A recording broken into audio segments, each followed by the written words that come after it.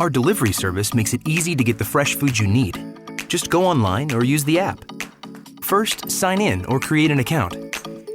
Enter your zip code, then choose Delivery. Now, start shopping.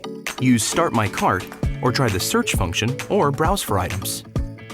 When you're finished, review your shopping cart.